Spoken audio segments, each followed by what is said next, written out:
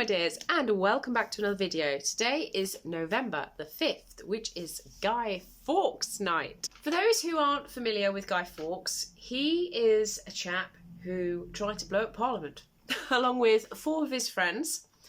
So he, out of the 5 of them, was the least on the King's radar. He was able to get a lot more done behind the scenes than the other chaps. Guy Fawkes was a soldier. He had fought in France, in Flanders actually, and he was sort of a gunpowder specialist.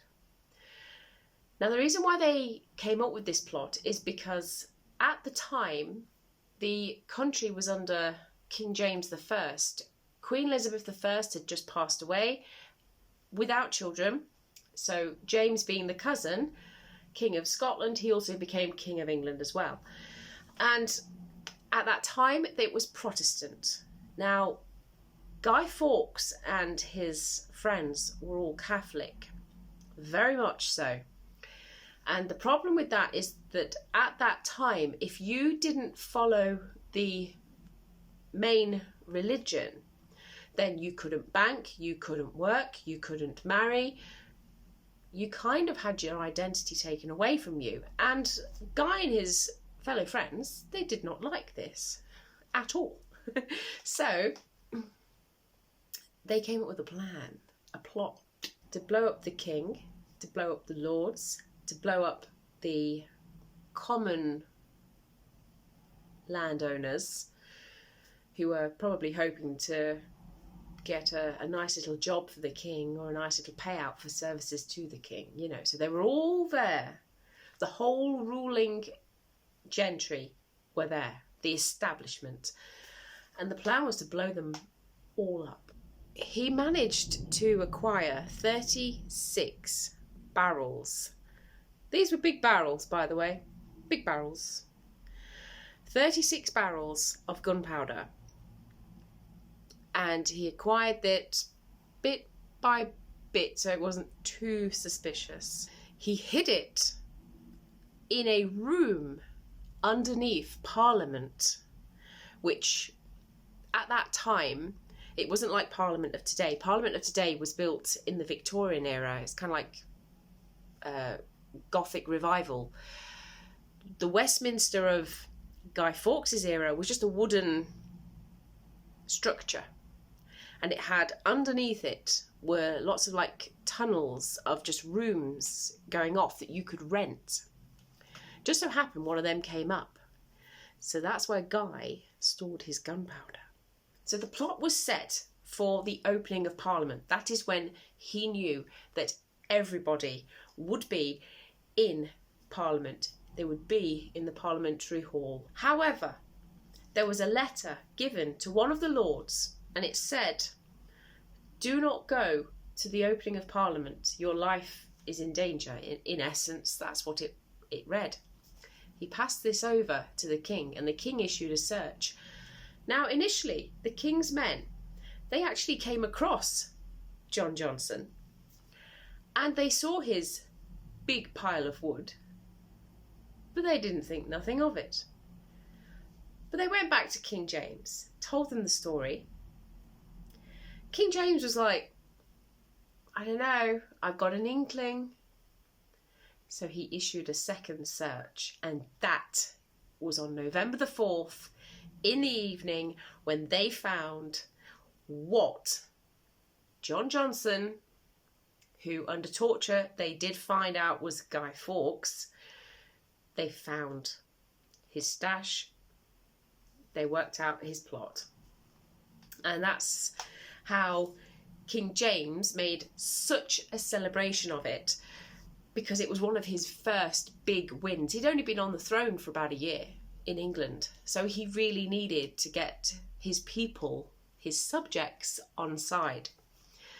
Foiling one of the biggest terrorist plots in history will do that for you. So the reason why we have bonfires is because King James issued that November the 5th was to be a celebration. And that night, Londoners and people up and down the land, they built bonfires in the streets outside their homes as a mark of celebration. Later on, you would roll barrels of tar that had been set alight along the streets. Great Fire of London, anyone? Take two? And so they would do that, and they would just generally cause mischief and mayhem, you know, because it was a day of being lawless. That you were outside of the law that day, up to a point. It got clamped down, but, you know, it must have been jolly good fun. Celebrations would change throughout the centuries, because this was 400 years ago, you know, it's been a while, till we get sort of fairly modern, where you've got two types of celebrations. One is where you've got private parties in the back garden, you invite your friends, your family, your loved ones, you have a big old buffet, and you have a bonfire with a guy on it and fireworks. And in my Reader's Digest, the Cook's Scrapbook, I do actually have an example of what one of those menus would have been. So I'll put that up now. But I've made the pumpkin soup, and I've just had some, and it's absolutely delicious. Very happy with that. The other type of person may celebrate as a sort of a big communal space. So that's where you've got these big bonfires. You would have a big fire display. There would be treacle toffee for purchasing and all manner of hot drinks and, you know, bar. Now, when it comes to being sort of during the war, it's a bit different. So I've read through a few of my diaries, and there is a mention of Guy Fawkes Night, but it's just a mention. There are no celebrations. And I think the general theme with that is that you're in the middle of a world war. So anything that happened 300 years ago is not going to be that interesting. It's not that prominent as to what is happening today. Plus also, you had a nationwide blackout. You were not allowed to show even the chink of light through your windows, through your doors, through anything.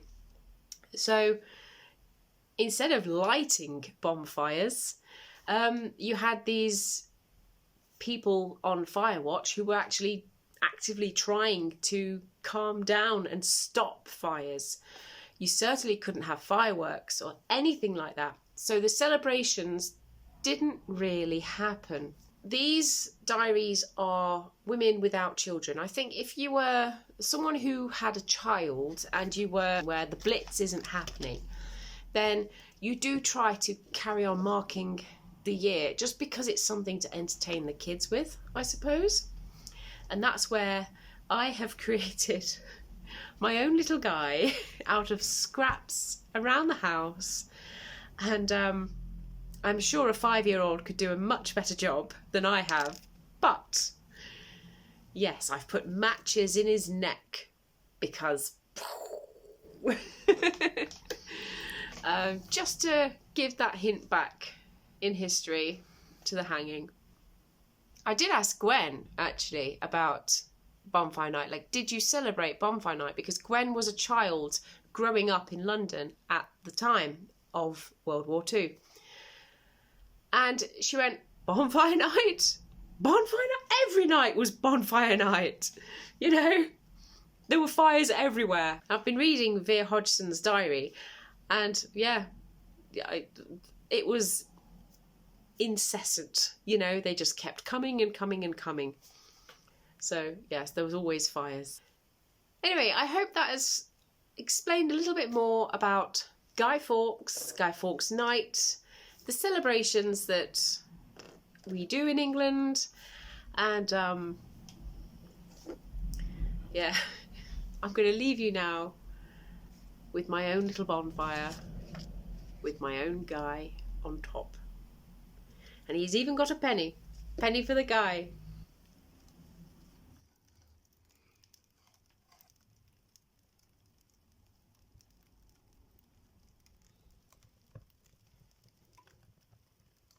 Remember, remember, the 5th of November, gunpowder, treason and plot. I see no reason why gunpowder treason should ever be forgot.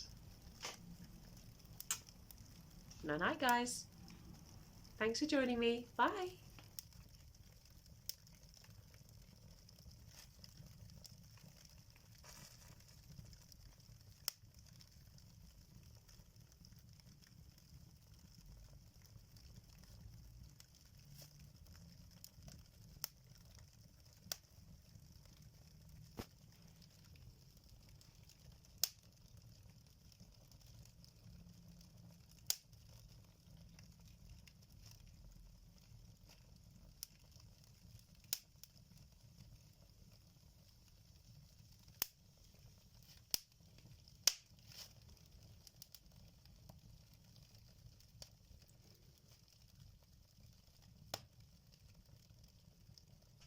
That was a bit anticlimactic. You just went, ugh.